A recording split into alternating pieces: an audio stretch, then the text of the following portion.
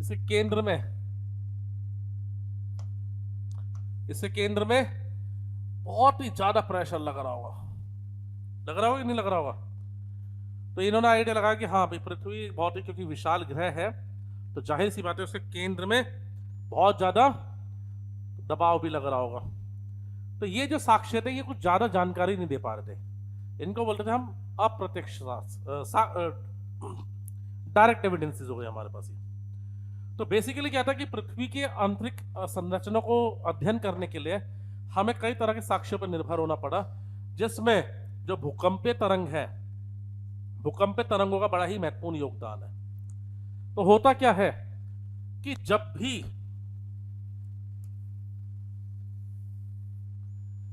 भी कहीं पे कोई भूकंप उत्पन्न होता है, जैसा अभी कहां पे हुआ है, तुर्की में हुआ है, तुर्की है, आप उसका तुर्की बोलते हैं, ठीक है ना, तुर्की बोलते हैं, ठीक है। तो और ऑनलाइन वाले साथ के साथ शॉर्ट पॉइंट्स लिखवाते रहना, मैं स्पेशली कुछ नहीं बोलूंगा कि लिखना है इसको, ठीक है। बैठेंगे साथ के साथ पॉइंटर्स मेंटेन करने हैं, क्रैश कोर्स है ये, ठीक है। तो जिस बिंदु पर भूकंप उत्पन्न होता है उसको हम क्या बोलते हैं, क्या बोलते हैं, फोकस, क्या बोलेंगे, फोकस। और इस बिंदु के 90 डिग्री कोण पर जो स्थान पृथ्वी की सतह पे होगा इसको बोलेंगे हम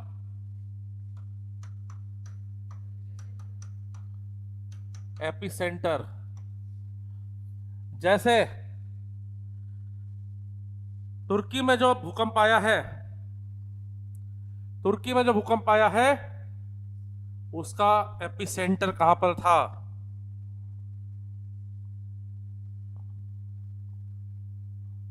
कल ही बताए थे मैंने, हाँ, रिकॉल नहीं हो रहा है तो ऐसी यार का क्या फायदा, रिकॉल ही नहीं हो रहा है।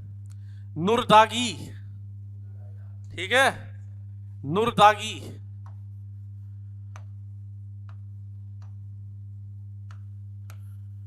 तो नुरदागी क्या था दरअसल, ये एपिसेंटर था। तीन प्लेटें यहां पे टकराई हैं, तीन प्लेटों के बीच में घर्षण हुआ है। मैंने तुम्हें कल बताया था कि जब प्लेटों के बीच में घर्षण होगा तो बहुत ज्यादा मात्रा में एनर्जी निकलती है, ठीक है। तो यहां पर यही हुआ कि तीन प्लेटों में घर्षण हुआ। कौन सी, एक तरफ थी आपकी, दूसरे प्लेट में बना, दूसरे पे बनाऊं, इस पे बना दूं, ये ड्रॉ कर देना पिछले वाला सबने। तो एक तरफ थी आपकी अनातोलिया की प्लेट, हिंदी में लिख देता हूं,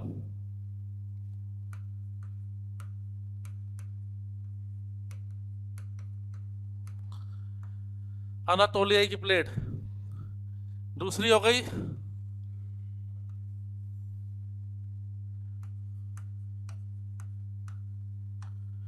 अरेबियाई प्लेट, और यहां पे हो गई आपकी, अरे जुड़ी हुई है प्लेट ये ऐसे, ठीक है ना। और यहां हो गई आपकी अफ्रीकी प्लेट। तो ये तीन प्लेटों के पॉइंट पर यहां पर था नुरदागी, इधर हो गया सीरिया, इधर हो गया तुर्की।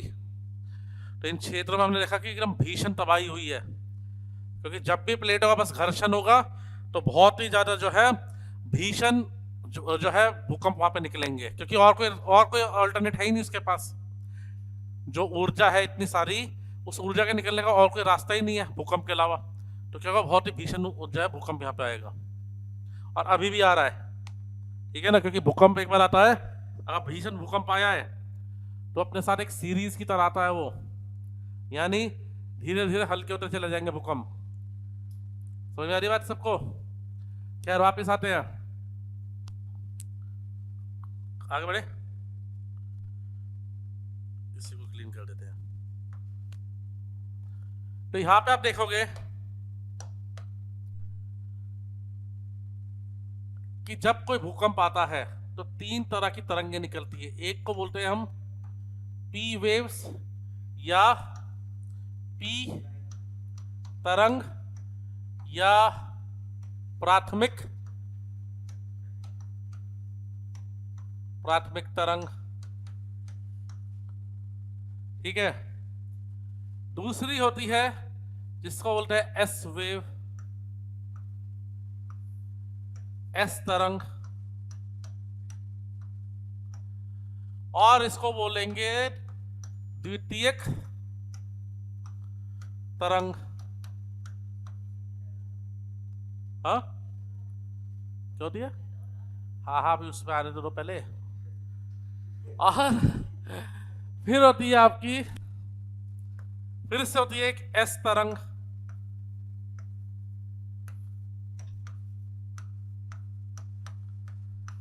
एस तरंग। इसका मतलब होता है सतही तरंग, सतही तरंग। और सतही तरंग जो है ये दो प्रकार की होती है। एक होती है जिसको बोलते हैं हम रेलिक तरंग, और दूसरी होती है लव तरंग। रेलिक और लव जो है व्यक्तियों के नाम है, ठीक है ना, तो इसके बारे में ज्यादा ना सोचे। तो रेलिक तरंग और लव तरंग। अब देखो ये जो दोनों तरंगे हैं इनको साथ में हम बोलते हैं बॉडी तरंग। क्या बोलते हैं? बॉडी तरंग भी बोलते हैं। क्यों? क्योंकि ये जो तरंगे हैं ये तरंगे पृथ्वी के अंदर, जैसे पृथ्वी है तो ये पृथ्वी के अंदर चलती हैं। ये पवन ये तरंगे कहां चलती है? पृथ्वी के अंदर चलती है। वहीं इसके विपरीत ये वाली तरंग क्या है? सतही तरंग है। यानी कि ये जो है ये पृथ्वी है तो पृथ्वी की बाहरी सतह पर चलेगी। ये बात समझ में आ रही कि नहीं आ रही सबको? ये चीज ऑनलाइन सबको क्लियर है? ये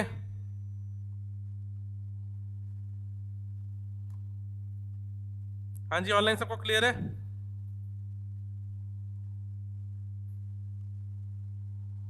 कनेक्टेड नहीं है क्या ये?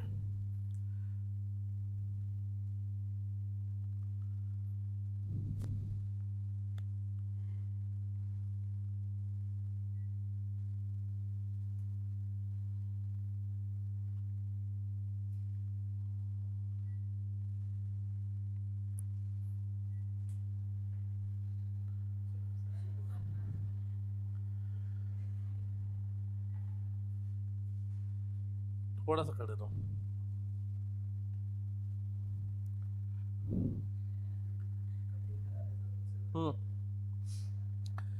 यहां तक किसी को समझने में कोई दिक्कत? अभी तो हम बता रहे हैं कि इसमें क्या क्या चीजें होती है, ठीक है। अब देखो, अब एक एक करके इन तरंगों की खासियत देखते हैं, ठीक है। एक एक करके इन तरंगों की खासियत देखेंगे कि पी तरंग की क्या खासियत है, ठीक है। एस तरंग की क्या खासियत है,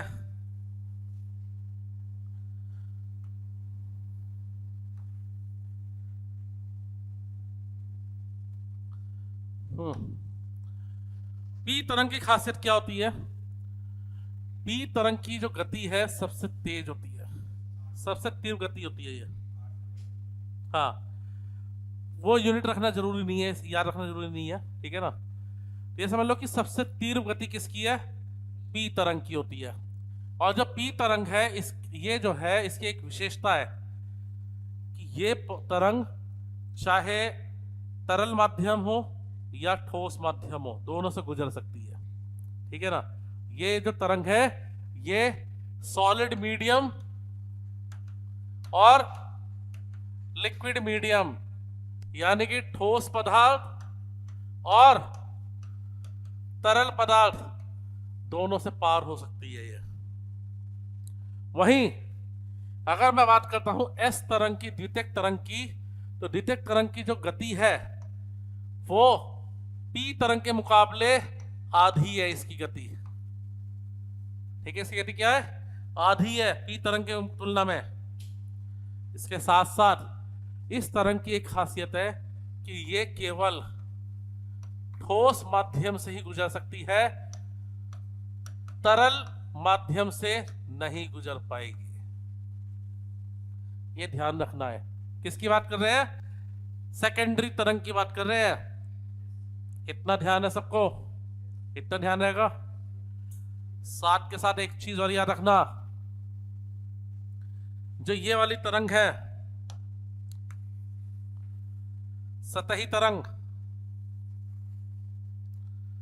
ये सबसे ज्यादा विनाशकारी होती है। ठीक है, सबसे ज्यादा जान माल की जो हानि है वो इसी तरंग के द्वारा होती है। सबसे ज्यादा जान माल की हानि इसी तरंग के द्वारा होती है। और पृथ्वी के आंतरिक संरचना के अध्ययन में इस तरंग की कोई भूमिका नहीं है। यानी यह तरंग हमारे लिए कोई इंपॉर्टेंट नहीं है।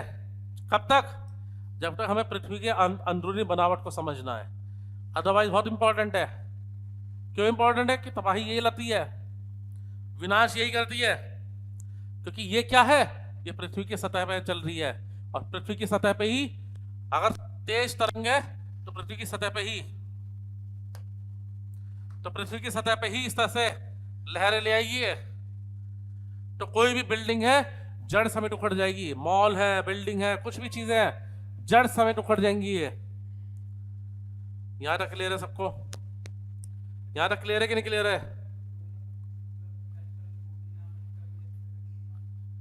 एस तरंग शॉर्ट फॉर्म हो गया। एक व्यक्ति है राहुल, एक है रोहित, लेकिन दोनों का नाम है घर का रिंकू। ठीक है, तो इसलिए एस तरंग को क्लियर करने के लिए मैं बता रहा हूं। क्यों? एक निकनेम हो गया, एक शॉर्ट में नाम यूज कर रहे हैं हम, तो इसलिए सरफेस वेव में, सेकेंडरी वेव में यही तो काम, इसलिए तो बोल रहा हूं कि ध्यान रखना। ठीक है कि नहीं? तो एस वेव जनरली क्या होता है कि जो सेकेंडरी वेव होती है उसी को एस वेव लिखते हैं। लेकिन सरफेस वेव कहीं पे लिखा हो, कहीं उसने ऐसे शॉर्ट में लिख दिया एस वेव, तो चेक करना कि सरफेस है कि सेकेंडरी है। तो हमारे लिए जो इंपॉर्टेंट है कौन सी है? बॉडी तरंग। ये दोनों किस श्रेणी में रखी गई है? बॉडी तरंग की श्रेणी में रखी गई है, पी वेव और एस वेव। यहां तक कुछ पूछना किसी को? यस, ऑनलाइन वालों पूछना है कुछ? ऑनलाइन पूछना है किसी ने कुछ?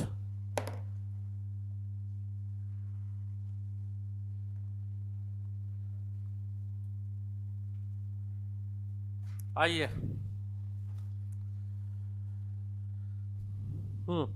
और साथ के साथ पॉइंटर्स बनाते रहना, साथ के साथ नोट्स लिखते रहना। ये अब क्या होता है, दूसरी चीज आपको सोचनी है कि हमने इन तरंगों की खासियत देख ली कि पी तरंग क्या है? लिक्विड मीडियम और सॉलिड मीडियम दोनों से गुजर सकती है, हाँ या ना? ठीक है, ऐसे ही जो सेकेंडरी तरंग है, एस तरंग है, ये भी दोनों माध्यम से गुजर सकती है। सही या गलत? गलत है। ओनली सॉलिड, लिक्विड से नहीं गुजरेगी ये ध्यान रहेगा सबको कि ये तरंग तरल पदार्थ से नहीं गुजरती है। ठीक है, और कुछ? हाँ, क्या? सरफेस वेव अंदर जा ही नहीं रही है भाई। सतह पे जाएगी तो शायद समुद्र या कहीं पे जाएगी, तो मतलब वो तो सतह पे ही जाएगी ना। अब चाहे महाद्वीप की सतह हो या महासागर की सतह हो, जाएगी भूमि पे ही जाए ना, मतलब क्रस्ट, भू पर पट्टी जो है हमारी, उस भू पर पट्टी पे ही जाएगी, वो अंदर नहीं जाएगी। ठीक है, अब क्लियर है सबको? कोई डाउट नहीं रहना चाहिए इसमें। अब देखो, यदि मान लो कि ये एक पानी का कंटेनर है,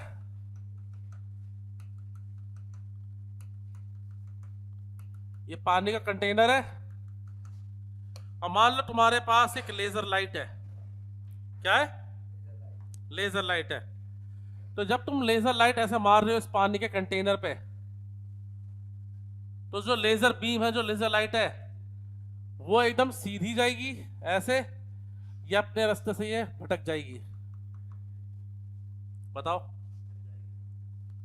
हाँ, बताओ भाई जल्दी।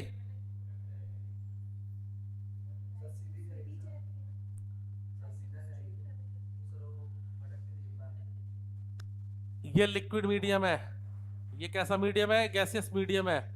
तो जब कोई लाइट या कोई भी तरंग एक माध्यम से दूसरे माध्यम में प्रवेश कर रही है तो वो अपने असल रास्ते से डेविएट हो जाएगी, भटक जाएगी। अरे भाई इतना टेक्निकल करने की जरूरत नहीं है। प्रतिबिंब या कुछ चीज, सिंपल सी चीज है ना कि अगर हम बात कर रहे हैं कि कोई भी लाइट है और ये एक लिक्विड मीडियम है, ऊपर ये गैस मीडियम है, जब इससे गुजरेगी तो अगर उसे जाना था सीधा, लेकिन वो अपने एक्चुअल रास्ते से थोड़ा सा भटकी हुई नहीं पहुंचेगी। और प्रतिबिंब में ये सब चीज छोड़ो, उसमें ये मतलब भटकेगी कि नहीं भटकेगी। ये तो पढ़ा है ना 9वीं 10वीं में हमने खूब, कि कोई भी माध्यम जब बदलता है तो कोई भी तरंग है या कोई भी लाइट है वो अपने असल रास्ते से थोड़ा भटक जाती है। रिफ्लेक्शन ऑफ लाइट बोलते हैं इसको। हाँ, प्रकाश प्रवर्तन, या हाँ जो भी है। हाँ, क्लियर है सबको? चीजें क्लियर है? अब मुझे यह बताओ कि यदि पृथ्वी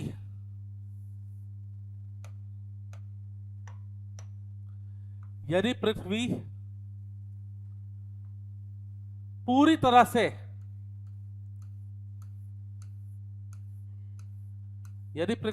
से एक समान मटेरियल से बनी हुई है, होमोजीनियस मटेरियल से बनी हुई है। होमोजीनियस समझते हैं सब लोग? होमोजीनियस तो पता होगा। अरे वाला एक समान से कोई अंतर नहीं है, किसी कोई विसंगति नहीं है।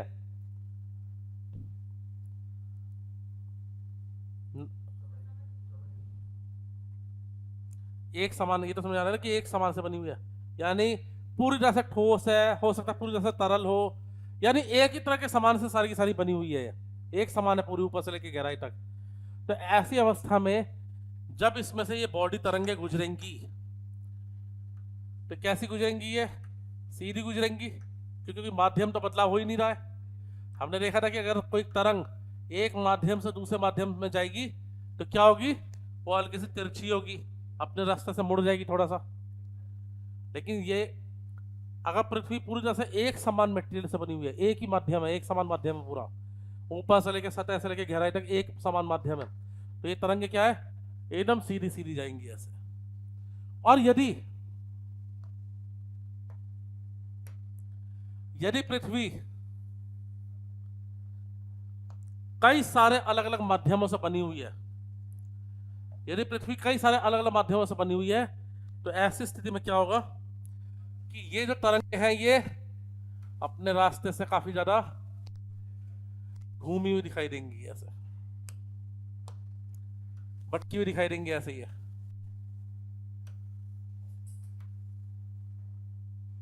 इनके सीधे जाने के आसार बहुत ही कम होंगे। यहां तक क्लियर है सबको? ऑनलाइन वालों को भी क्लियर है?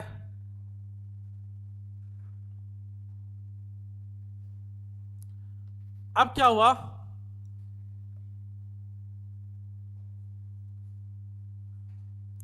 अब क्या होता है कि हाँ,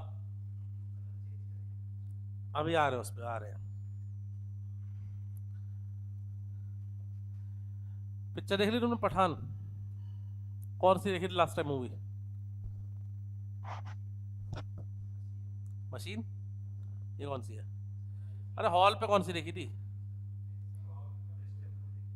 दृश्यम 2 देखी थी। तो जब दृश्यम 2 तुमने देखी थी तो वो जो बंदा ऊपर वो मूवी ऑपरेट करता है,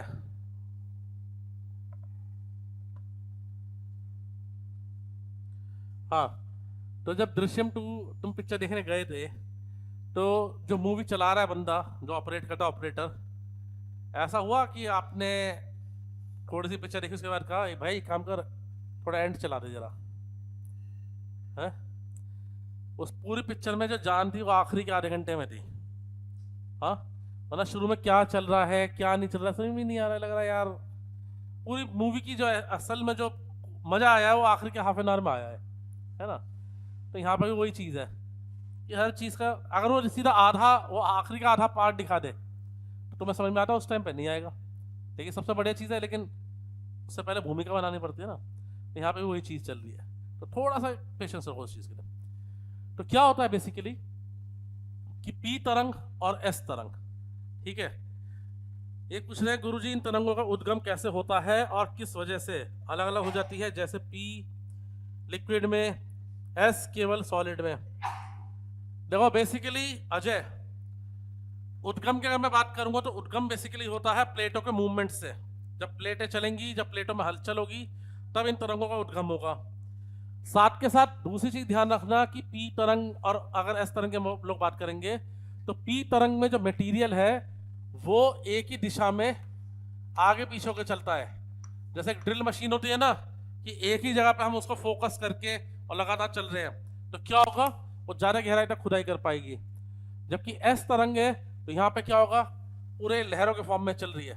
तो क्योंकि ये दोनों एक कारण है जिसकी वजह से हम देखते हैं कि इनकी दिशा बदल जाती है यहाँ पर। खैर, अब आते हैं वापस यहाँ पर। तो पूरे विश्व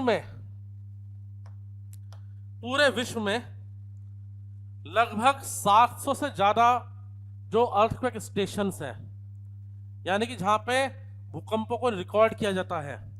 कि कौन से ग्राफ पे रिकॉर्ड करते हैं, सेस्मोग्राफ पे, ठीक है, सेस्मोग्राफ पे।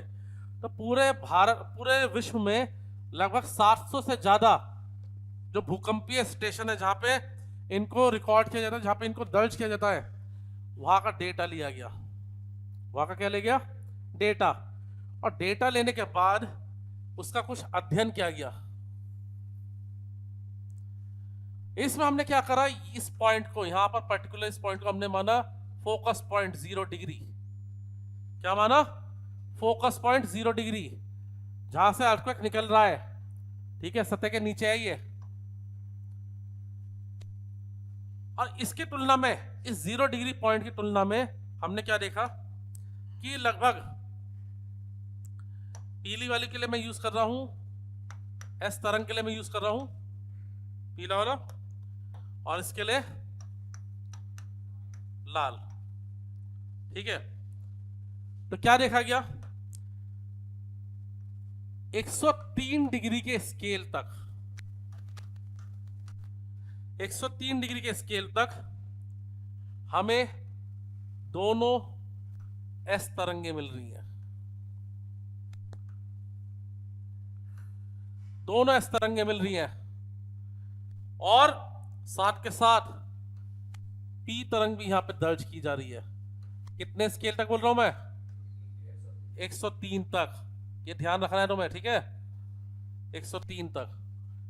तो 103 डिग्री के स्केल तक दोनों तरंगे हमें मिल रही हैं, पी तरंग भी मिल रही है और एस तरंग भी मिल रही है।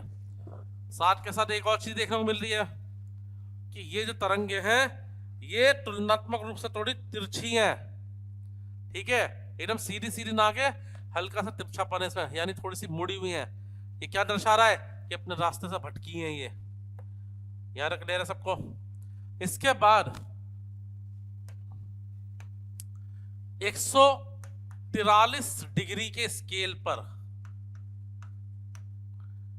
143 डिग्री के स्केल पे हमें केवल मिलती है पी तरंग,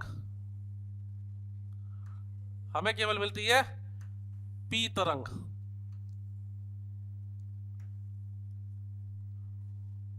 कितने स्केल पे, 143 डिग्री के स्केल पे, ठीक।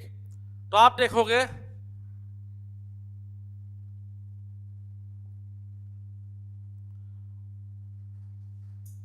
हाँ, तो कुछ कारण भटकने का यही है कि मटेरियल चेंज हो रही है, अभी सब्र नहीं है भाई बिल्कुल भी।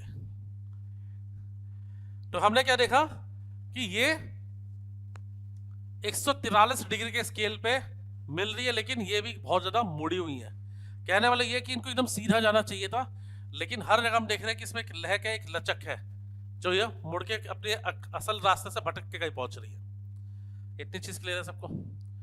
अब इस पैटर्न को हमने एनालिसिस किया, इसका अध्ययन किया कि भाई ऐसा क्यों हुआ।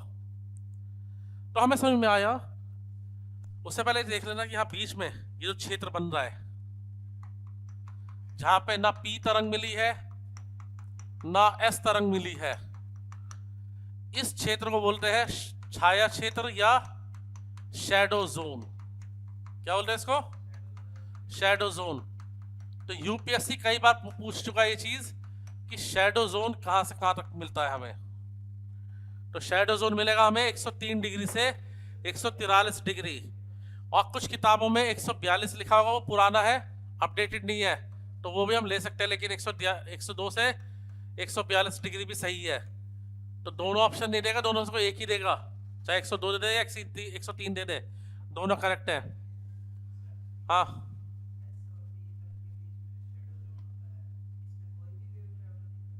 कोई भी, अभी आएंगे उस चीज पे। तुम्हारा क्वेश्चन क्या समझ रहा हूं मैं, मतलब यहाँ पे तो भूकंप आ ही नहीं सकता, फिर ये कहने का मतलब है ना तुम्हारा भूकंप आएगा, क्योंकि भूकंप से जो विनाश होता है वो कौन सी तरंग से होता है, सतही तरंग से।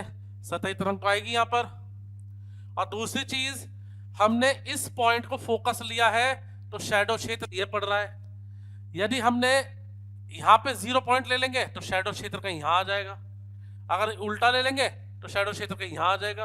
ये तो रेफरेंस वैल्यू है ना, हमने कौन सा मानक लिया है, इतनी बात क्लियर है सबको। अब कई लोगों के दिमाग में आ रहा है कि भाई ये तरंग भटक क्यों गई है ना। इसका हमने जब अध्ययन किया तो पता चला कि जो पृथ्वी है, पृथ्वी को हम कई सारी परतों में विभाजित कर सकते हैं। पहली परत हमारी होगी जिसको हम बोलते हैं क्रस्ट या भूपरपट्टी। क्या बोलेंगे, क्रस्ट या भूपरपट्टी। अब यहां पे हमने देखा कि जो क्रस्ट है किससे बनी हुई है, ये क्रस्ट बनी हुई है सिलिका और एल्यूमिनियम से, और ये सॉलिड अवस्था में है। कैसी अवस्था में, सॉलिड अवस्था में है, ठोस अवस्था में है। साथ के साथ इसका जो घनत्व है वो है लगभग 2.67 प्रति ग्राम क्यूब, 2.67 ग्राम पर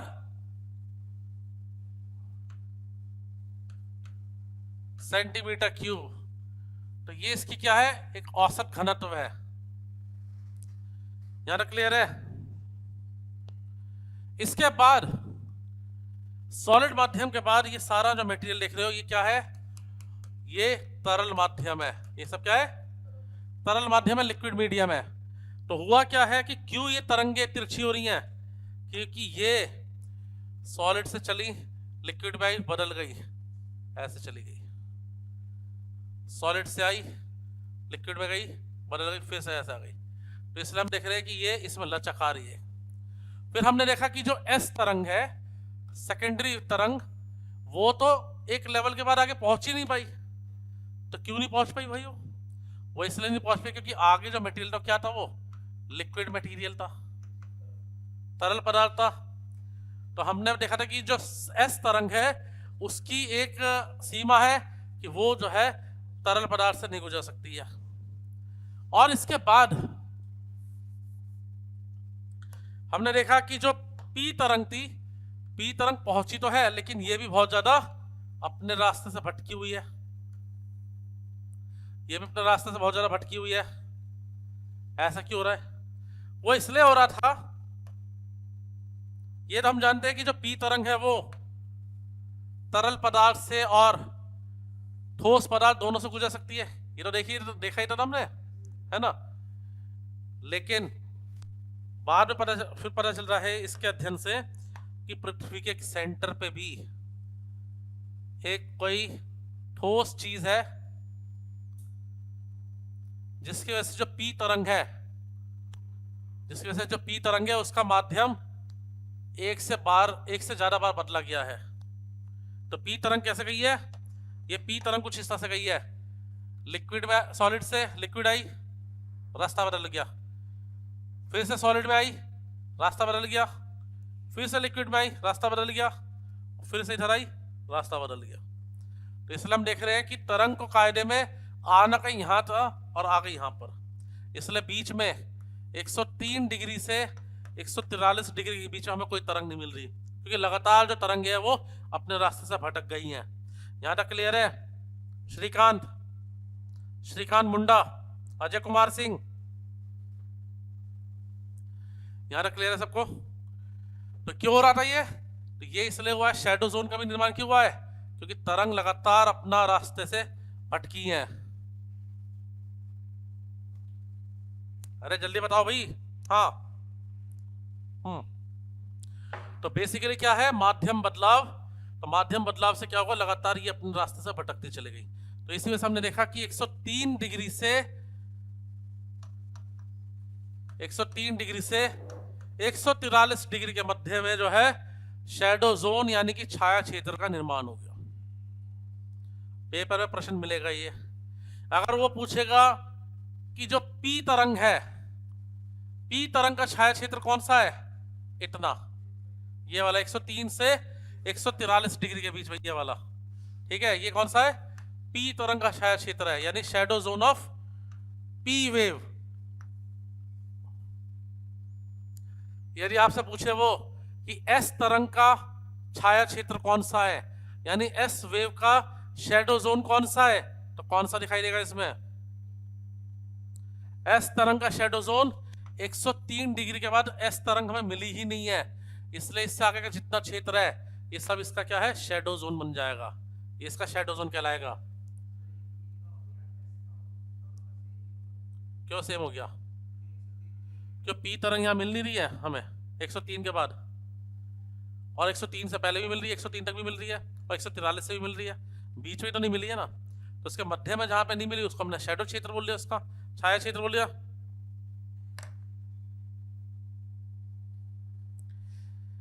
श्रीकांत, तुम्हारे जवाब प्रश्न में ही तुम्हारा जवाब है कि सर पी तरंग तो सॉलिड लिक्विड दोनों में जा सकती है, तो सीधा जाएगी ना। अरे अभी तो हम कह रहे हैं कि जब माध्यम बदलेगा तो तरंग अपना रास्ता बदलेगी, तो जा रही है, सॉलिड से गई लिक्विड में, रास्ता बदला उसने, लिक्विड से फिर दोबारा सॉलिड में कोर की तरफ, तो उसने रास्ता बदल दिया, कोर से दोबारा लिक्विड में गई तो रास्ता बदल दिया, और इस लिक्विड से सॉलिड में आई तो रास्ता बदल गया उसका। तो मल्टीपल बार उसका रास्ता बदला है, यहाँ पर कई बार रास्ता बदला है। कौन सा? एस तरंग देखो आप, एस तरंग हमें सिर्फ यहां तक मिली, कहां तक, 103 डिग्री तक। क्यों मिली? क्योंकि यहां तक क्या था, सब सॉलिड हिस्सा था। एस तरंग हमें पता है कि वो लिक्विड से गुजर ही नहीं सकती है, तो इसलिए हम समझ गए कि भाई इतने रेंज तक सब सॉलिड पार्ट है, इसलिए एस तरंग आराम से मिल रही है यहाँ पे हमें। इसके बाद नहीं मिल रही है तो हमने बोल दिया 103 डिग्री स्केल के बाद जितना भी हिस्सा है सब क्या है, हमारा छाया क्षेत्र है, यानी कि शैडो जोन है।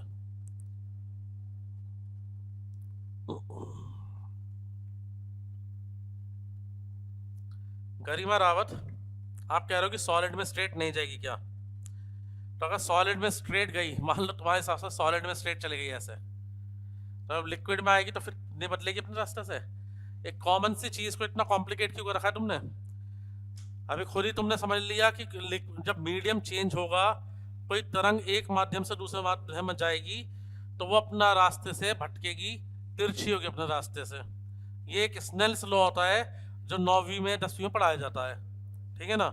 लेकिन मैं तो फिर भी एक सिंपल वे में बता रहा हूँ कि भाई ठीक है, तुम आज एक काम करना, टॉर्च लेके एक्सपेरिमेंट करके देखना इस चीज को घर पे, समझ में आएंगी चीजें। तो सीधी सी बात है, माध्यम बदल रहा है, मीडियम बदल रहा है, तो तरंग अपना रास्ता बदल रही है। अब क्या हुआ कि इसके आधार पे ये पूरा डेटा का एनालिसिस करने के बाद जो है फाइनली निष्कर्ष क्या निकला? निष्कर्ष ये निकला कि मान लो ये पृथ्वी है, पृथ्वी का हमने एक हिस्सा लिया ऐसे, जैसे पिज्जा ये, तो पिज्जा का हमने एक हिस्सा लिया ये, तो पृथ्वी का भी हमने ऐसे एक हिस्सा लिया, और इसका हमने अब देखा कि इसमें क्या क्या गुण देखने को मिल रहे हैं हमें। तो हमने देखा कि पृथ्वी की जो सबसे भारी सतह है इसको हम क्रस्ट या भूपरपट्टी कह सकते हैं, और इस क्रस्ट का निर्माण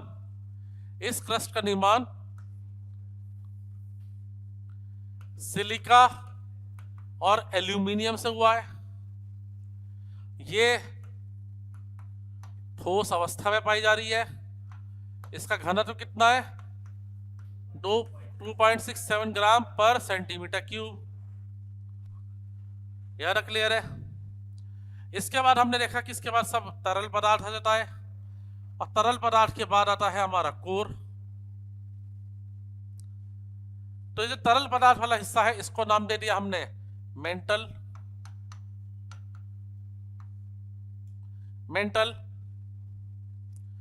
इसकी खासियत ये है कि किससे बना हुआ है?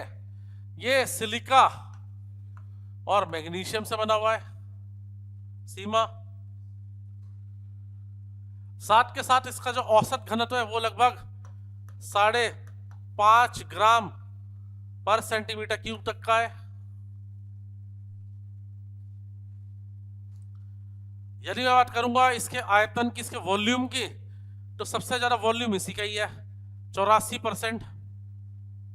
पूरी पृथ्वी का कितना वॉल्यूम इसका है? 84%।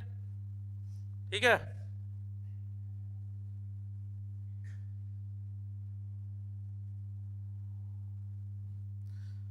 शैडो जोन में पी और एस तरंग गति कर सकती है कि नहीं कर सकती है? देखो श्रीकांत, 103 डिग्री के बाद जो एस तरंग है, यानी जो द्वितीयक तरंग है, जो सेकेंडरी तरंग है, वो तो जा ही नहीं पाई। तो एस तरंग का मतलब ये होता है कि जिस भी तरंग के, सॉरी, शैडो जोन का मतलब ये होता है कि जिस तरंग के संदर्भ में शैडो जोन बन रहा है वो इस बात को दर्शा रहा है कि वो तरंग उस शैडो जोन में नहीं जा पाई, तो तभी तो शैडो जोन बनेगा। तो इसलिए नहीं कर सकती गति वो उसमें। तो मेंटल, और फिर उसके अंदर ये किस में है? ये तरल अवस्था में है।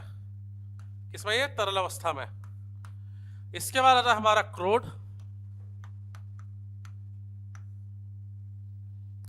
और जो क्रोड है हमारा, ये किससे बना हुआ? ये बना निकिल और फेरस से।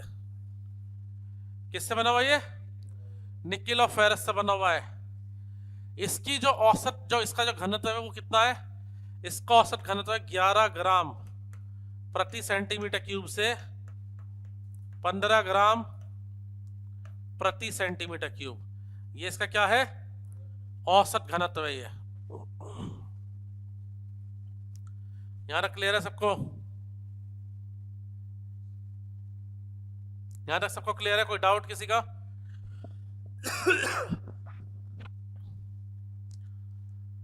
अब ये जो अभी तक जो इंफॉर्मेशन है ना, ये बच्चों वाली इंफॉर्मेशन है।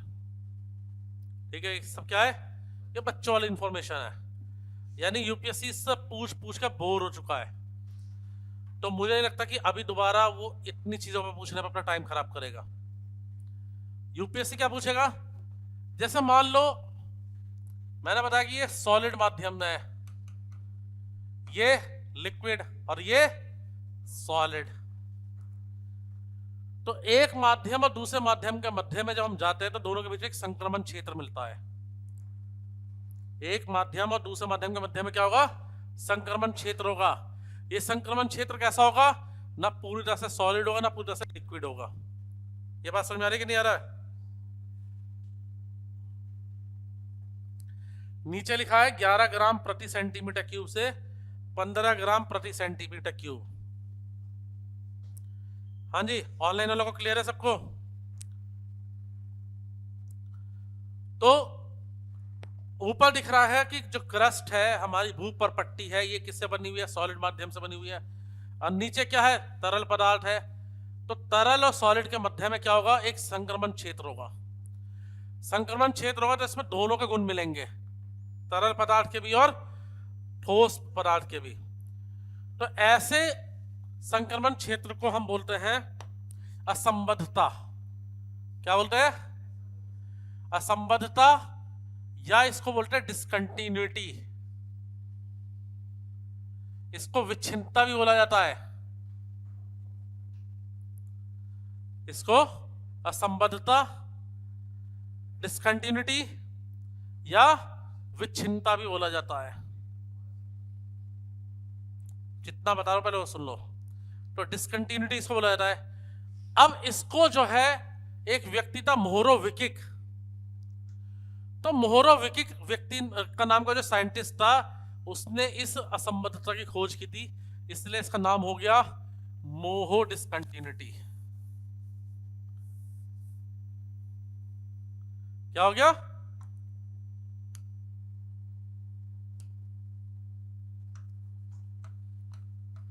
मोहो डिस्कंटिन्यूटी।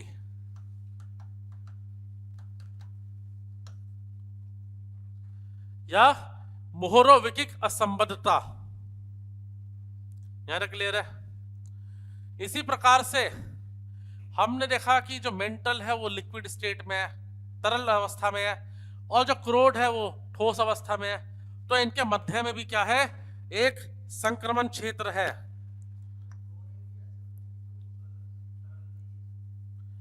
या मेरे को स्टेप बाय स्टेप बढ़ने दे करो ना।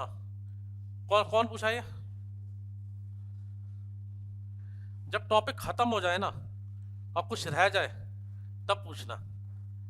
स्टेप बाय स्टेप चलने दो मेरे को। तो ये लिक्विड और सॉलिड माध्यम के मध्य में फिर से हम देखेंगे एक संक्रमण क्षेत्र मिलेगा। इसको खोज किया था गुटेनबर्ग नाम के व्यक्ति ने। तो यहां नाम हो जाएगा इसका गुटेनबर्ग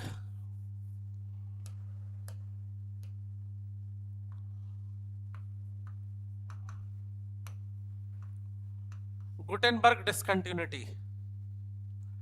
अब भैया इंसान है ये, ठीक है ना। अब इंसान को मैं इंसान का नाम जैसा वही रखा सकते हैं, इसको हिंदी में ट्रांसलेट नहीं कह सकते हैं, ठीक है। तो गुटेनबर्ग डिस्कंटिन्यूटी हो गया। ऊपर कौन सा हो गया? मोहो डिस्कंटिन्यूटी हो गया।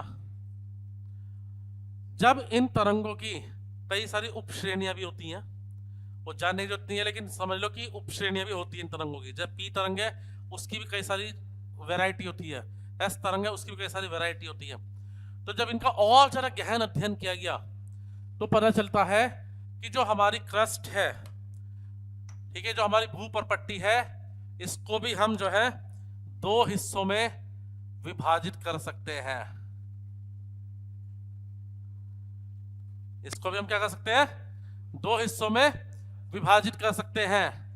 एक हो जाएगी बाहरी क्रस्ट, आउटर क्रस्ट, और दूसरी हो जाएगी अंदरूनी क्रस्ट। समझ में आ रही है बात कि नहीं आ रही है? एक हो जाएगी बाहरी क्रस्ट और दूसरी कौन सी हो जाएगी? कौन सी हो जाएगी? इनर क्रस्ट या अंदरूनी क्रस्ट।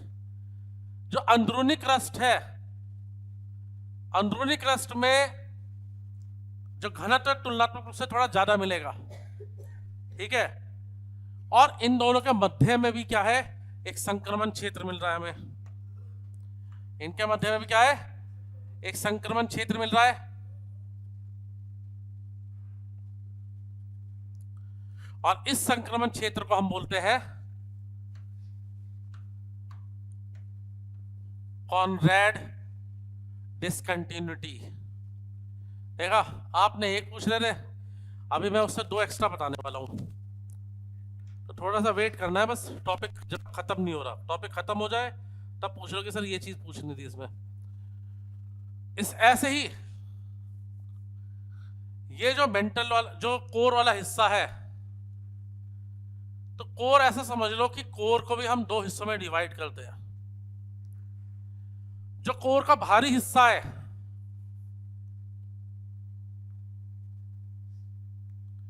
जो कोर का भारी हिस्सा है उसको बोलेंगे आउटर कोर, और अंदरूनी हिस्से को क्या बोलेंगे हम? Inner core. जो आउटर कोर है वो पूर्णतः तरल नहीं है, ठीक है। जो आउटर कोर है वो पूर्ण रूप से तरल अवस्था में नहीं है, वो कुछ ऐसा है सेमी मोल्टन स्टेज में, यानी अर्ध तरल अवस्था में है। बात समझ में आ रही कि नहीं आ रही है ये? और जो अंदरूनी, ये जो आंतरिक कोर है, ये पूरी तरह से क्या है? ठोस अवस्था में है। अब होता क्या है, जो बाहरी कोर है, ये इधर देखो, इधर जो बाहरी कोर है वो इस अंदरूनी कोर के ऊपर जब पृथ्वी घूर्णन करती है तो ये बाहरी कोर भी इस आंतरिक कोर के ऊपर घूमना स्टार्ट कर देता है, प्रारंभ करना स्टार्ट कर देता है। ऐसे समझ रहे बात को? जब ये घूमना स्टार्ट करेगा और दोनों के बीच में बहुत ही ज्यादा उबड़ खाबड़ सतह है, दोनों बीच में क्या है, बहुत ज्यादा उबड़ खाबड़ सतह है, तो इससे क्या होगा, घर्षण होगा या नहीं होगा, घर्षण होगा। घर्षण होने से क्या होता है, बहुत मात्रा में हीट निकलेगी, बहुत ज्यादा मात्रा में क्या निकलेगी, ऊष्मा निकलेगी।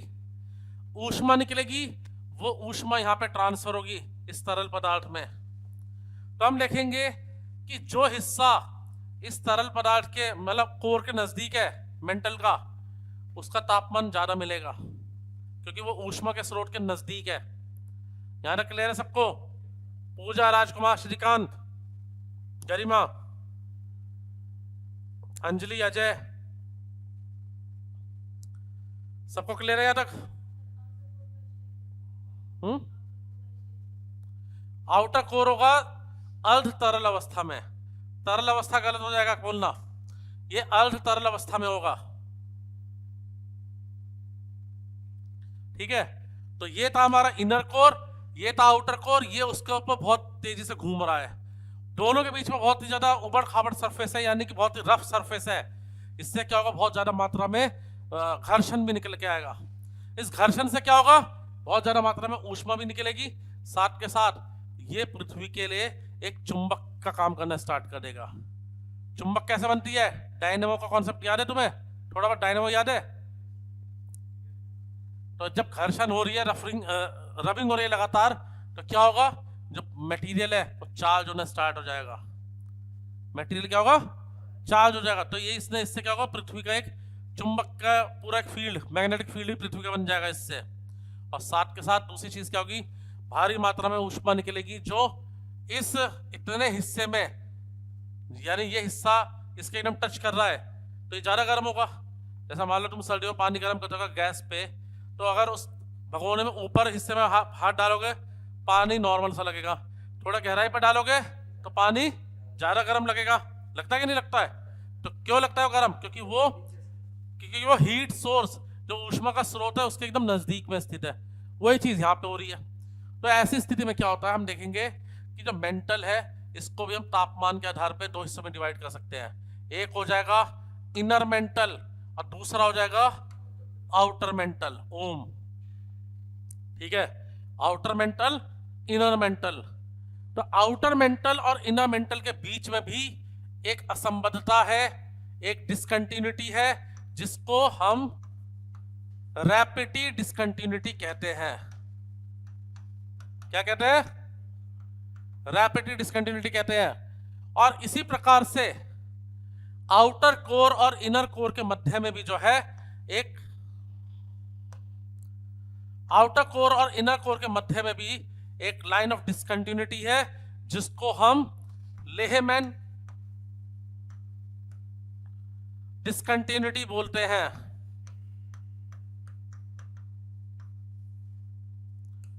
ये सारे लोगों के नाम है ये,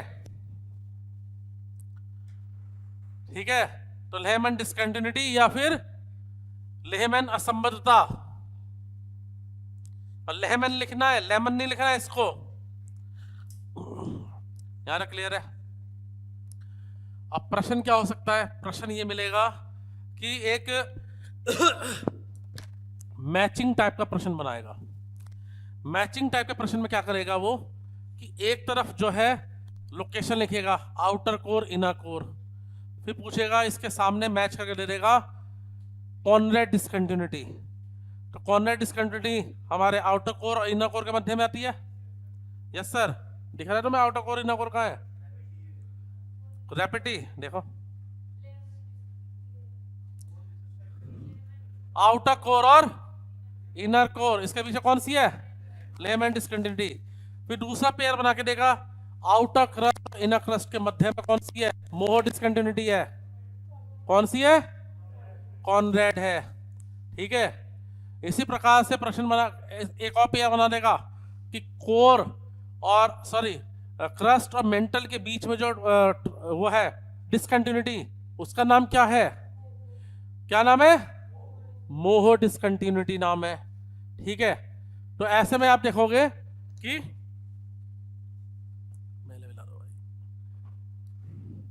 तो इसमें आप देखोगे कि कई सारे आपको जो है असंबद्धता, कई सारी डिसकंटिन्यूटी यहां पे देखने को मिल रही है। है कि नहीं? अब जाहिर सी बात है ये तुम्हें याद करने में दिक्कत भी आएगी। हाँ, करेक्ट सीक्वेंस में याद करने में दिक्कत आ सकती है। चैलेंजिंग लग रहा होगा, कितने को लग रहा है चैलेंजिंग ये? हाँ, इसको याद करने का एक बहुत ही सिंपल तरीका है। इसको याद कैसे करोगे? लिखना है सीएम राबड़ी गॉट लालू।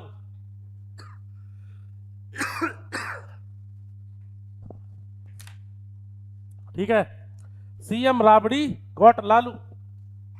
तो सी फॉर क्या हुआ?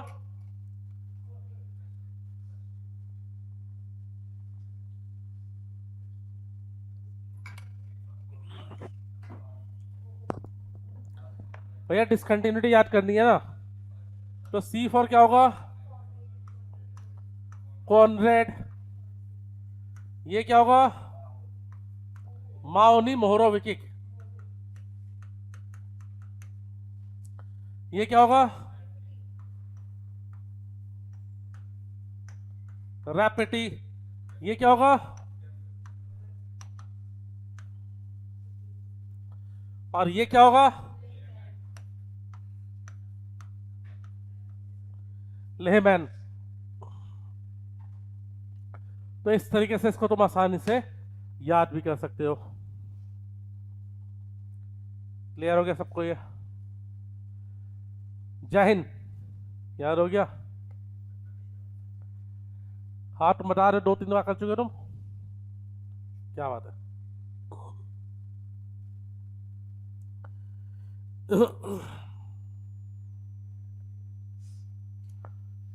ठीक है, हो गया। तो ये था हमारा पृथ्वी की आंतरिक संरचना।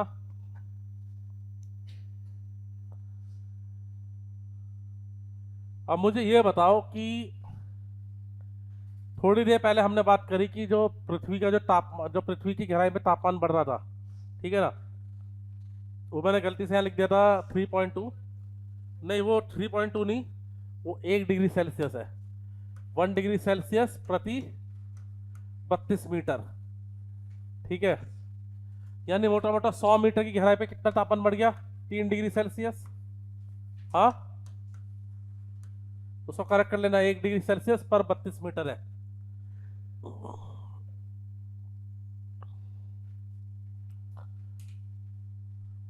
ठीक, तो 1 डिग्री सेल्सियस प्रति 32 मीटर की दर से पृथ्वी के अंदर सतह से गहराई पे जाते हैं तापमान बढ़ता है। तो 100 मीटर में लगभग कितना बढ़ रहा है? 3 डिग्री सेल्सियस। 1000 मीटर पे इसका 10 गुना हो गया, यानी 1 किलोमीटर है ना, 1000 मीटर एक क्या हो गया? 1 किलोमीटर। तो कितना हो गया? 30 डिग्री सेल्सियस। तो यानी अगर 10 किलोमीटर की गहराई पे गए, तापमान कितना हो गया? 300 डिग्री सेल्सियस। और अगर हम 100 किलोमीटर की गहराई पे चले गए तो कितना हो गया? ये 3000 डिग्री सेल्सियस। तो आप देखोगे कि मतलब पृथ्वी की गहराई तक पृथ्वी के केंद्र तक पहुंचते हैं 5500 किलोमीटर तक की गहराई तक पहुंचते हैं, तो देखते हैं कि यहाँ पर तो मतलब तापमान इतना हो जाएगा कि कोई भी चीज तरल अवस्था में रह ही नहीं सकती। तो लेकिन अभी हमने देखा कि जो कोर है हमारा, क्रोड, जो इनर क्रोड है, ये तो ठोस अवस्था में। तो इतना ज्यादा तापमान होने के कारण भी, इतना ज्यादा तापमान होने के बावजूद भी ये सॉलिड स्टेट में कैसे है? ये पिघला क्यों नहीं क्रोड? कुछ टाइम बाद तापमान फिर बढ़ जाएगा।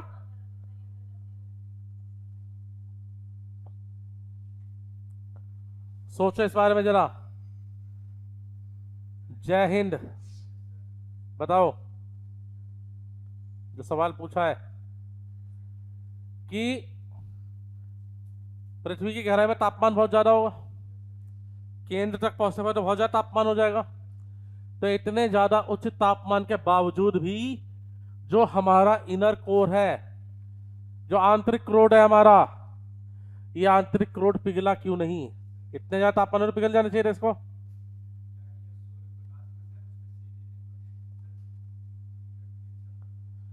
सूर्य प्रकाश भैया पृथ्वी के आंतरिक की बात कर रहे हैं हम।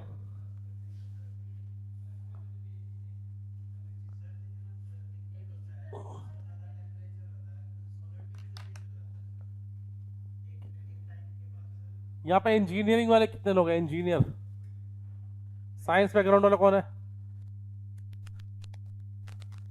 हाँ, हाथ खड़ा कर दिया था तुमने। 12th में ना? अरे तो 12th की साइंस ही असली साइंस होती है। कॉलेज में तो गाइड करते हैं, कॉलेज में तो अधिकतर गाइड लेके ही पास किया जाता है।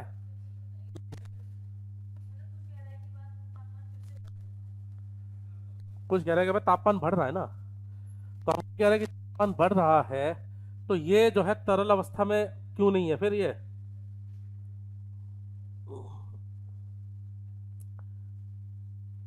देखो ऑनलाइन वाले जवाब दे रहे हैं सही से,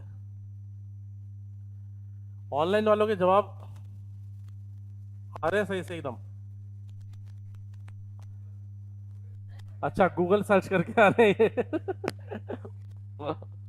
अच्छा गूगल सर्च करके आ रहे हैं। देखो बस, एक तो मैं गूगल बोलता हूँ ना, मेरा मोबाइल का ये चालू हो जाता है एकदम। जैसे कहा, अच्छा गूगल ये चालू, ट्राई टू से समथिंग।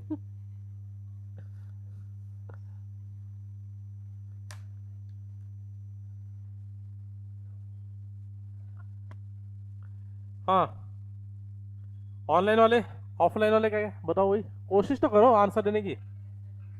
देखो पेपर आंसर तुम्हारा सही निकले या गलत निकले वो एक सेकेंडरी चीज है। बात क्या है, तुम्हें सोचना, दिमाग काम करना चालू करना चाहिए।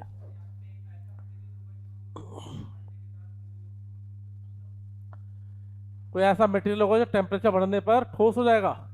तो मैंने बताया कि कोर किससे बना हुआ है? निकिल से बना हुआ है, फेरस से बना हुआ है। तो निकिल फेरस तो ये तो पिघल जाते हैं, लोहा पिघलता नहीं है ज्यादा तापमान पे। फिर और कोई ऑनलाइन वाले है कोई?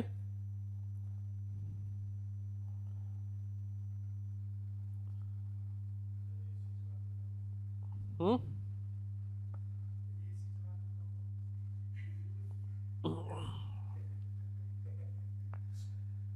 सिंपल सी चीज है देखो, इसको बहुत ही सिंपल तरीके से समझेंगे। जैसे मान लो ये कोई ठोस पदार्थ है, ठोस पदार्थ में जो अणु होते हैं वो आपस में टाइटली पैक होते कि नहीं होते? तभी तो ठोस अवस्था में कहलाएगा ये, है ना?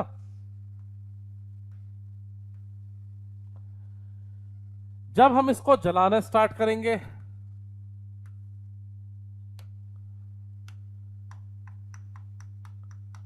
जब इसको जलाना स्टार्ट करेंगे तो क्या होगा?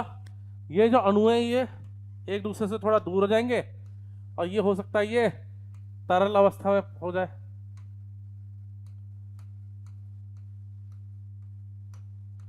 है कि नहीं? बोलो। और यदि इसको हम बहुत ज्यादा जलाएंगे तो फिर ये जो है गैस में परिवर्तित हो जाएगा, अणु और दूर दूर हो जाएंगे।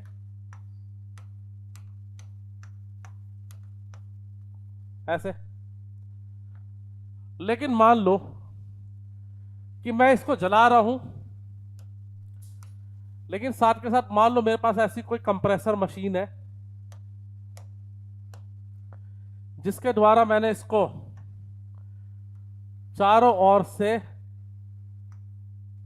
दबा रखा है। जिनका साइंस बैकग्राउंड नहीं है उसको समझाने की कोशिश कर रहा हूं मैं, ऐसे कि मेरे पास कोई ऐसी कंप्रेसर मशीन है कि इसको मैंने चारों ओर से जो है दबा रखा है, और मैं इसको हीट भी बहुत ज्यादा कर रहा हूं, बहुत ज्यादा तापमान भी बढ़ा रहा हूं, लेकिन साथ के साथ इसको मैंने कंप्रेस भी कर रखा है। तो ऐसी स्थिति में क्या होगा कि जो अणु है वो एक दूसरे से दूर नहीं जा पाएंगे। तो ये इसका अर्थ ये निकला कि इतना ज्यादा उच्च तापमान होने के कारण भी क्या है कि जो अणु है वो एक दूसरे से चिपके हुए हैं। ठीक है? तो बेसिकली अगर हम पृथ्वी की बात करेंगे तो पृथ्वी का भी जो मास है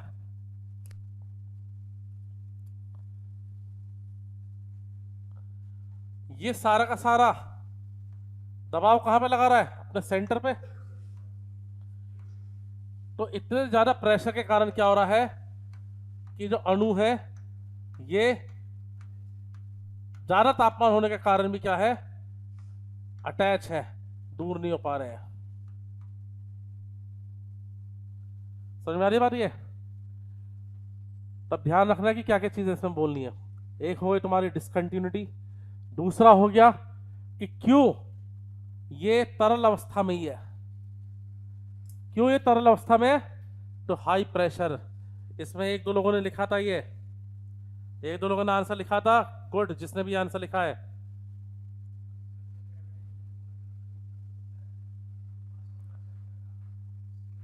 वो भी करेगा, वो भी करेगा। एंड ऑफ द डे कहने वाला कि सेंटर में मास लग रहा है। अब वो कैसे भी लग रहा हो वो एक अलग चीज हो जाएगी, लेकिन सेंटर का मास कहां पे लग रहा है? सेंटर पे लग रहा है पूरा पूरा। तो क्या होगा, ये जो मॉलिक्यूल से दूर नहीं जा पा रहे हैं, ये एक सरल नॉन साइंस बैकग्राउंड के हिसाब से समझाने के हिसाब से। ये अब क्लियर हो गया? ठीक है।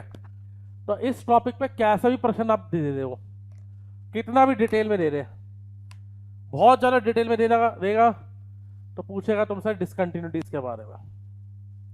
थोड़ा सा ज्यादा ही अप्लाइड पूछेगा तो फिर यही कि हाई टेम्परेचर होने के बावजूद भी ये तरल अवस्था में नहीं आके ठोस अवस्था में क्यों है? तो क्यों है? क्योंकि दबाव बहुत ज्यादा है, बहुत ज्यादा उच्च दबाव है। सबको क्लियर है ये? अब अगले टॉपिक की हेडिंग डालो, ज्वालामुखी। ज्वालामुखी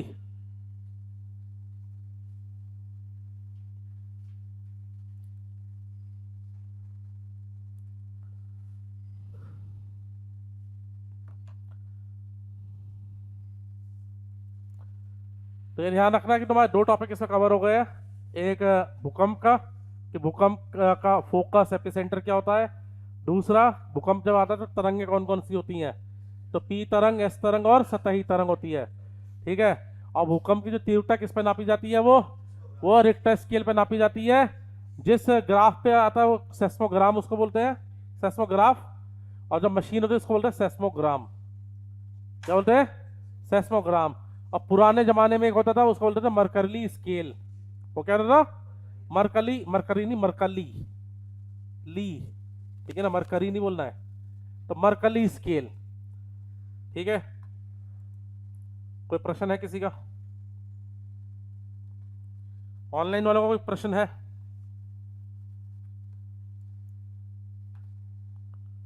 अरे कोई तो पूछो।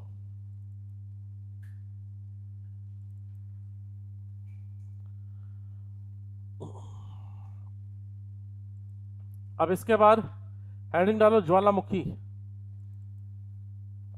ज्वालामुखी क्या होता है? ज्वालामुखी क्या होता है? ज्वालामुखी मैग्मा होता है, बाहर निकलता है। फिर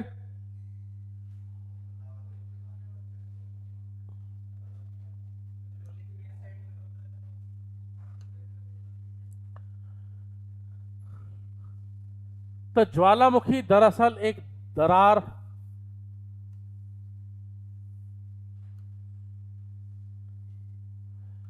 एक दरार अथवा कोई भ्रंश हो सकता है जिसके माध्यम से भारी मात्रा में जल वाष्प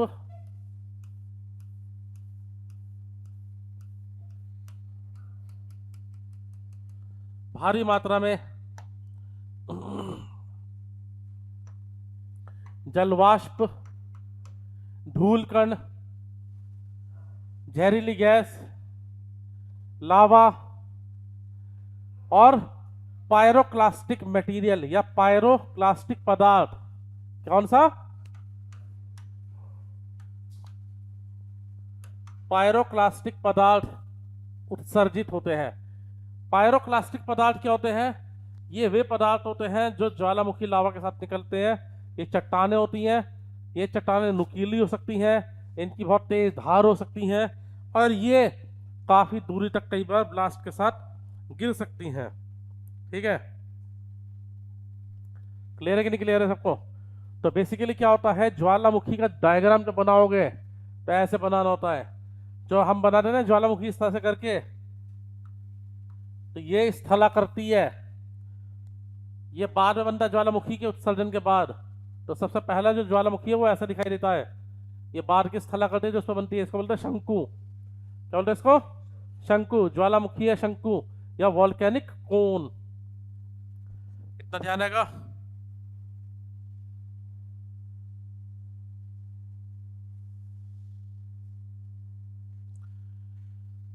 हाँ भाई, मुझे बता दे करो, कई बार मैं फ्लो में बड़ा जल्दी जल्दी बोलना स्टार्ट कर देता हूँ, ठीक है ना।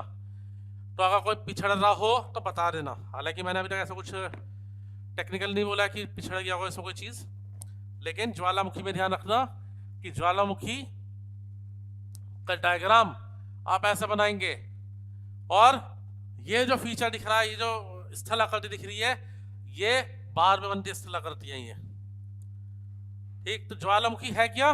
ये पृथ्वी की सतह पर या पृथ्वी की क्रस्ट पे एक दरार है जिसके माध्यम से जल वाष्प, जहरीली गैस, धूल कण, लावा और पायरोक्लास्टिक पदार्थ उत्सर्जित होते हैं।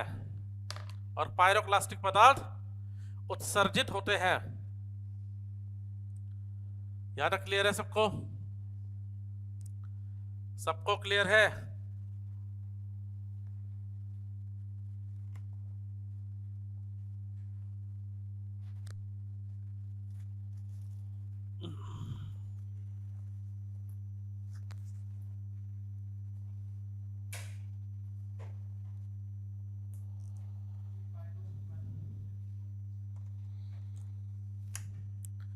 पायरोक्लास्टिक पदार्थ ये एक तकनीकी नाम दिया गया है इसको, ठीक है ना। हिंदी में पायरोक्लास्टिक ही लिखा होता है। पायरोक्लास्टिक का मतलब हो गया कि जब ज्वालामुखी में कई सारे ज्वालामुखी लावा के साथ ज्वालामुखी विस्फोट में कई सारे ठोस पदार्थ, बड़े बड़े ठोस पदार्थ बाहर निकल रहे हैं। कई बड़ी बड़ी चट्टानें साथ में बाहर आ रही होंगी इसमें, ठीक है। फिर से रिपीट कर रहा हूं मैं कि ज्वालामुखी क्या है।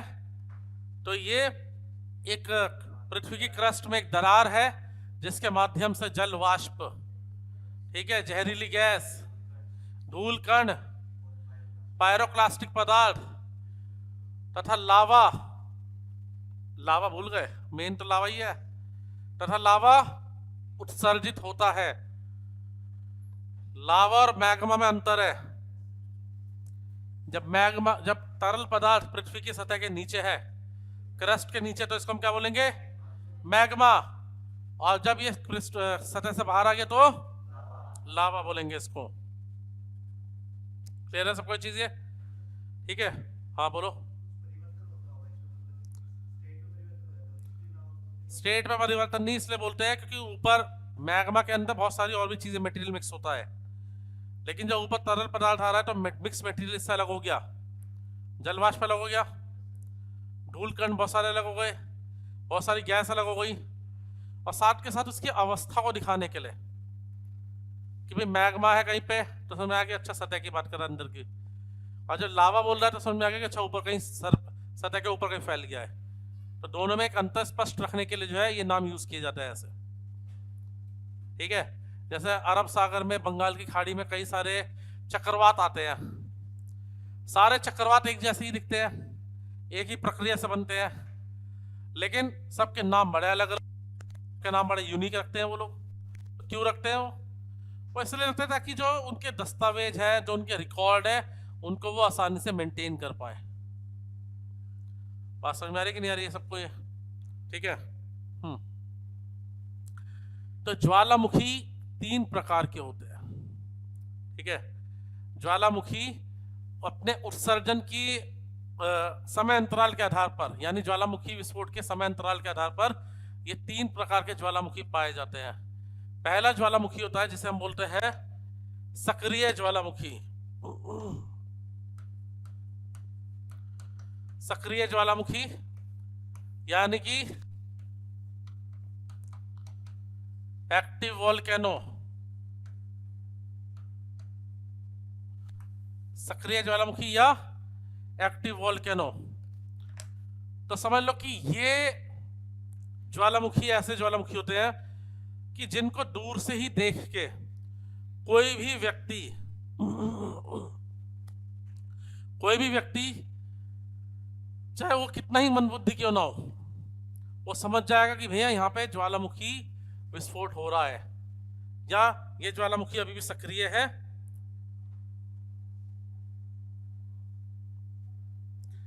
वीर बहादुर पूछ रहे हैं कि सर मैग्मा ही माउंटेन का रूप लेता है क्या? देखो, मैग्मा से यानी कि लावा से, पहले बात तो लावा बोलना है आपको अगर उसके बाहर है तो ये ठीक है ना। तो लावा से भी जो है पहाड़ बनते हैं, लेकिन अधिकांश जो मोड़दार पर्वत हैं, तो मोड़दार पर्वत बनते हैं हमारे जब जो अवसाद है, अवसाद का संकुचन होता है। ठीक है, तो मैग्मा से बनते हैं, लेकिन सिर्फ मैग्मा से ही बनते हैं तो गलत हो जाएगा। इतनी क्लियर है बात सबको ये?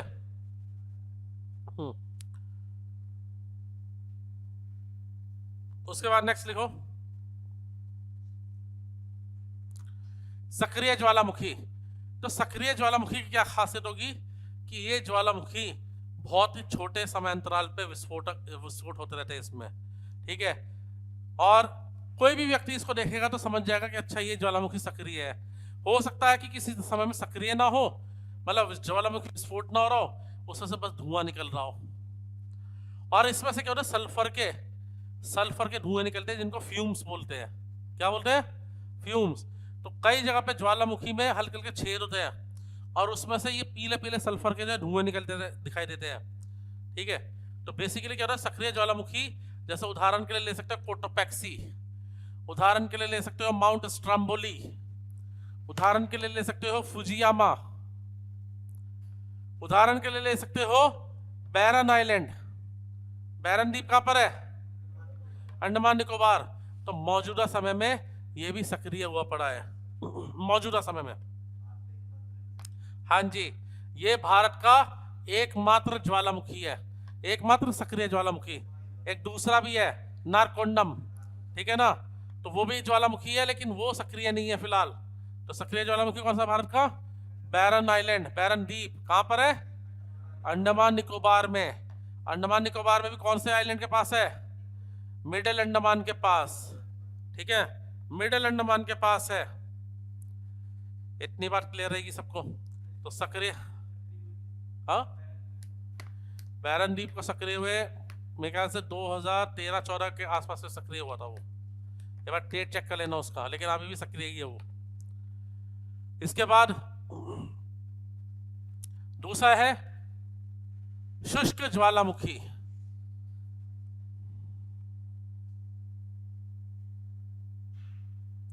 शुष्क ज्वालामुखी, तो ये जो ज्वालामुखी है इसकी खासियत ये है कि इनके विस्फोट में कोई निरंतरता नहीं मिलती है। ये ज्वालामुखी ऐसा होगा कि हो सकता है इस साल फट गया और फिर उसके बाद जो है अगले 20 साल तक इसमें कोई विस्फोट नहीं हुआ, यानी कि इसकी कोई गारंटी नहीं होती। फटने को आज फटा है, कल फिर से फट जाए, और फटने को आज फटे उसके बाद अगले 100 साल तक ना फटे। ठीक है, तो इसकी कोई गारंटी नहीं होती बिल्कुल भी। ठीक, तो ये बताओ। अब फिर तीसरा आता है मृत ज्वालामुखी। तीसरा कौन सा होता है? मृत ज्वालामुखी। अरे मृत मृत, वृद्ध नहीं, डेड डेड, मरा हुआ। ठीक है, मृत ज्वालामुखी या विलुप्त, शुष्क नहीं भाई, क्यों कंफ्यूज कर रहे हो यार? शुष्क हो गया, मैंने अभी बोला है कि डोरमेंट वाले को, अभी तो समझाया शुष्क वाले मैंने। तो मृत हो गया या विलुप्त हो गया, ठीक है ना, मृत अथवा विलुप्त ज्वालामुखी। अब ये क्या होता, ये क्या बला होती है बताओ भाई, ऑनलाइन वाले भी? हाँ, सदियों में एक बार होता है।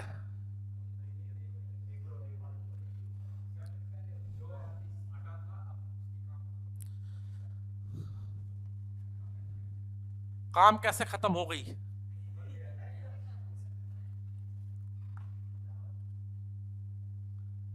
हाँ, देखो सीधी सी बात होती है, कई क्षेत्रों में हमें छोटे बड़े कुछ ज्वालामुखी शंकु दिखाई देंगे।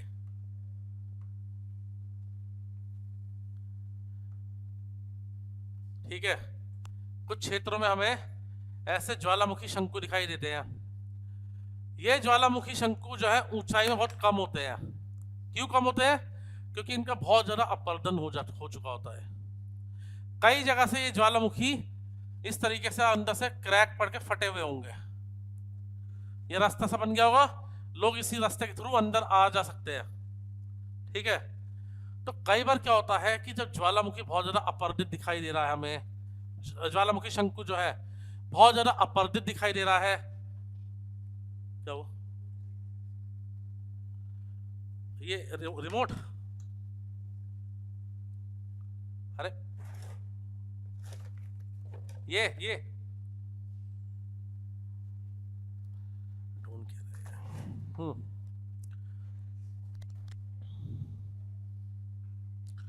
तो क्या होता है कि ये देख के हमें स्थलाकृति को देख के पता चल रहा है कि हाँ भाई ये कोई ज्वालामुखी था। जैसा मान लो इस ऑफिस से हम बाहर निकले और सामने रोड पे ऐसी कोई स्थलाकृति दिखाई दे रही है, ठीक है ना। अब तुम गए, तुमने देखा कि अच्छा यार ये तो कोई ज्वालामुखी है, लेकिन तुमने इस पूरे इलाके की हिस्ट्री सर्च कर ली, पूरे दिल्ली की हिस्ट्री सर्च कर ली, पूरे दिल्ली का मानव इतिहास सर्च करके देख लिया। मानव इतिहास कितना साल पुराना है? 5000 साल पुराना। जो दर्ज इतिहास है, जो रिकॉर्ड है, कितना साल पुराना है हमारा? 5000 साल पुराना है, 4000 साल पुराना, इतना ही है। तो इस पूरे इतिहास में जो दर्ज इतिहास है, रिकॉर्डेड हिस्ट्री है, इस पूरे दर्ज इतिहास में इसके विस्फोट का कहीं पर कोई वर्णन नहीं मिल रहा हमें कि कब फटा था, कितनी कैजुअलिटी हुई थी, कितने बार फटा, ऐसी कोई जानकारी नहीं है। तो जब ऐसे ज्वालामुखी जिनके बारे में कोई जानकारी नहीं है हमारे पास, लेकिन बस उसको देख के पता चल रहा है कि ये कोई ज्वालामुखी शंकु है और बहुत पुराना ज्वालामुखी शंकु दिखाई दे रहा है, तो ऐसे को जो हम विलुप्त ज्वालामुखी या फिर मृत ज्वालामुखी की श्रेणी में रखते हैं। बात समझ में आ रही है? तो 3 प्रकार के ज्वालामुखी होते हैं, समय अंतराल में कैसे इनका विस्फोट हो रहा है इसके आधार पर। तो सक्रिय ज्वालामुखी था, जो देखते हैं कि लगातार इसमें से बहुत रेगुलर बेसिस पर, नियमित रूप से इसमें से ज्वालामुखी विस्फोट हो रहे हैं। दूसरा हो गया शुष्क ज्वालामुखी, जिसमें कभी कभी हो रहा है। और तीसरा हो गया मृत ज्वालामुखी। ठीक है, तीसरा कौन सा हो गया? मृत ज्वालामुखी हो गया। तीनों में सबसे ज्यादा खतरनाक कौन सा है? तीनों में सबसे खतरनाक कौन सा है? सबसे खतरनाक कौन सा है? एक्टिव वोल्केनो, सक्रिय। क्यों? सबसे खतरनाक है बीच वाला, डोरमेंट, या फिर शुष्क ज्वालामुखी। क्यों? क्योंकि ज्वालामुखी है, आसपास लावा तो फैला ही पड़ा होगा। लावा के अपघटन से, अपक्षयन से क्या बनता है? कौन सी मिट्टी बनती है लावा से? काली मिट्टी। काली मिट्टी उपजाऊ मिट्टी की श्रेणी में आती है या बंजर मिट्टी की श्रेणी में आती है? उपजाऊ मिट्टी। तो लोगों को उपजाऊ मिट्टी दिखाई देगी तो लोग क्या करेंगे? यहीं पे खेती चालू कर देंगे। लोगों ने यहीं पे खेती करनी चालू कर दी, उसके बाद यहीं पे लोग अपने घर बसा लेंगे। पहले 2-4 घर बनेंगे, उसके बाद एक गांव बन जाएगा, गांव से कस्बा, कस्बे से ब्लॉक, ब्लॉक से टाउन। इससे से क्या होगा? पूरा शहर बस जाएगा यहाँ पे। फिर पता चला कि ये ज्वालामुखी 100 साल बाद, 80 साल बाद फिर से विस्फोट हुआ इसमें। तो कई बार ज्वालामुखी विस्फोट इतना भीषण होता है कि इस ज्वालामुखी के मुहाने पे जो जमा हुआ पत्थर होते हैं, जमीन चट्टाने होती है ना, ये भी सारी सारी उड़ जाती है हवा में। और ये चट्टाने इतनी बड़ी होती हैं कि इनका डायमीटर इतना बड़ा होता है कि एक बार में पूरी बिल्डिंग को कवर कर दे। और लिटरली ऐसी चट्टाने गिरती है फिर घरों के ऊपर।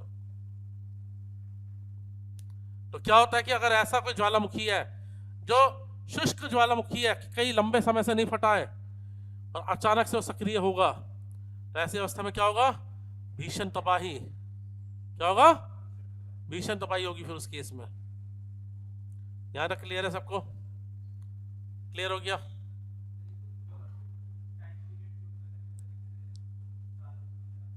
नहीं नहीं, ऐसा कोई टाइम पीरियड नहीं होता है।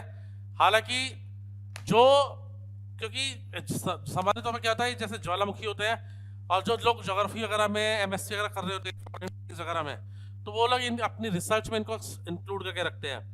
तो वो क्योंकि यहाँ पे रेगुलर जाते रहते हैं, तो उसकी मॉनिटरिंग करते रहते हैं। हालांकि ज्वालामुखी ऐसा नहीं होता कि जैसा पिक्चरों में दिखाते हैं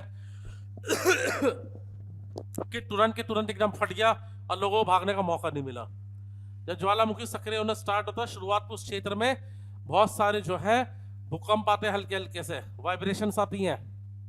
ठीक है, फिर उसके साथ साथ दूसरी चीज होती है कि जो सल्फर डाइऑक्साइड होती है, तो सल्फर डाइऑक्साइड की स्मेल आसपास के एरिया में फैलनी चालू हो जाती है। तो उससे भी पता चल जाता है कि सल्फर डाइऑक्साइड आ रही है, यानी कि ये एरिया अब जो ज्वालामुखी सक्रिय हो रहा है यहाँ पे फिर से। तो लोगों को बचने के लिए, भागने के लिए समय मिल जाता है, लेकिन उनकी जो कीमती सामान है, ठीक है ना, बहुमूल्य सामान है, घर है, कुछ भी चीजें हैं, वो सब पीछे छोड़ के जाना पड़ता है। तो जब ये सक्रिय होते हैं, तो ये समझो कि एक ही बार में पूरे के पूरे गांव, पूरे के पूरे शहर खाली करने पड़ जाते हैं। फिर यहाँ तक क्लियर है सबको?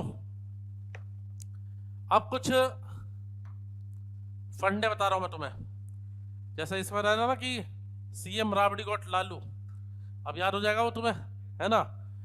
अब ऐसे ही इसमें भी देखना, ज्वालामुखी के संदर्भ में क्या बता रहा हूं मैं। यदि लावा में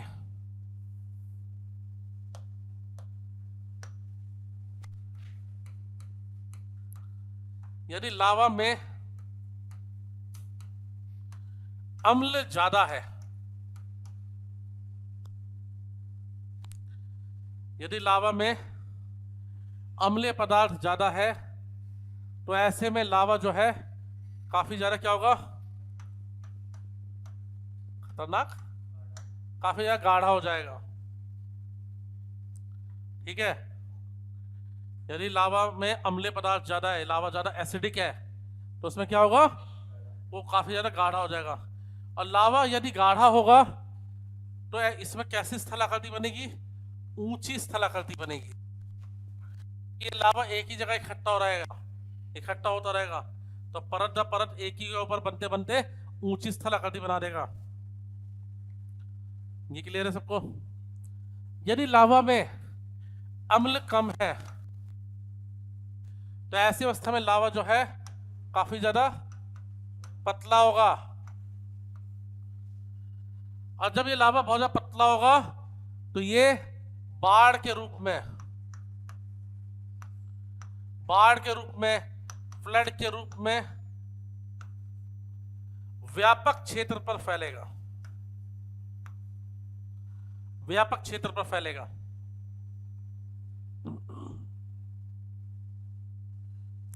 यहां तक क्लियर है सबको? क्लियर है सबको चीजें? दूसरी चीज याद रखना कि यदि लावा बहुत ज्यादा गाढ़ा होगा, तो ये भीषण विस्फोट के साथ बाहर आएगा।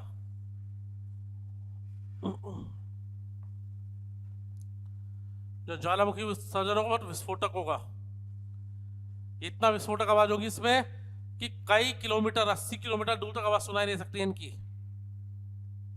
ठीक है, विश्व में कई जगह पे ऐसे ज्वालामुखी विस्फोट हुए हैं जिसकी आवाज 50 किलोमीटर से भी दूर तक सुनाई नहीं गई आराम से।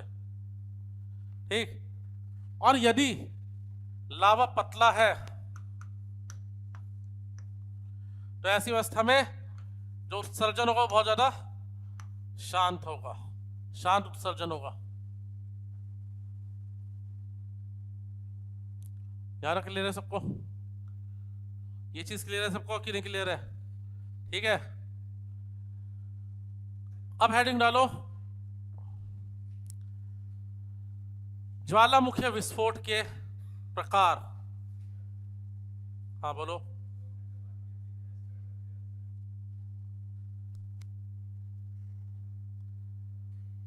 क्या तुमने मेरी आधे घंटे की क्लास गई आज? मेरा सोच रहा 3:30 तक क्लास होगी।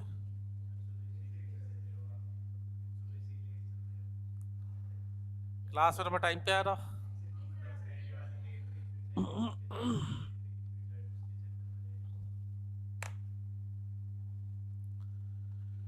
हाँ तो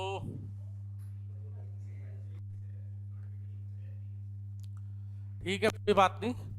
थोड़ा सा जीएस पढ़ रहे हो ना तुम? जीएस पढ़ रहे हो ना?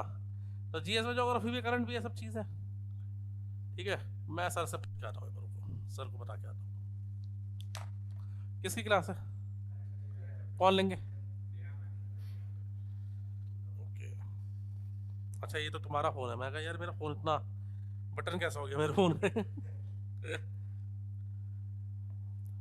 चलो ठीक है, ये वाला खत्म कर रहे हैं जल्दी से, ठीक है ना? तो ज्वालामुखी विस्फोट के प्रकार, पहला होता है जिसे बोलते हैं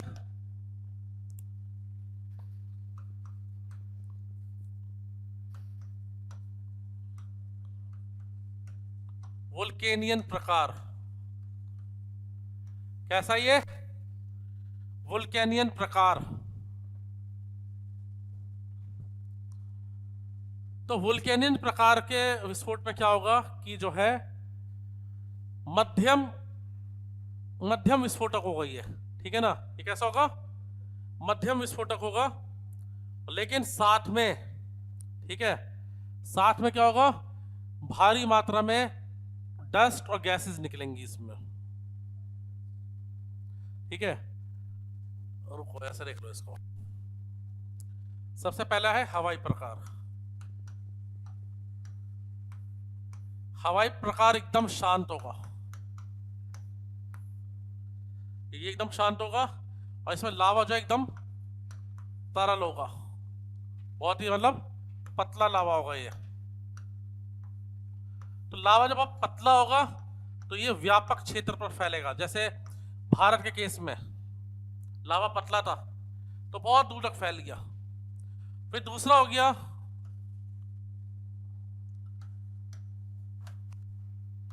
वोल्केनियन प्रकार। वोल्केनियन प्रकार में क्या होता है, देखो कि विस्फोट हुआ और बहुत बड़े बड़े धूल के गुबार बन जाएंगे, ऐसे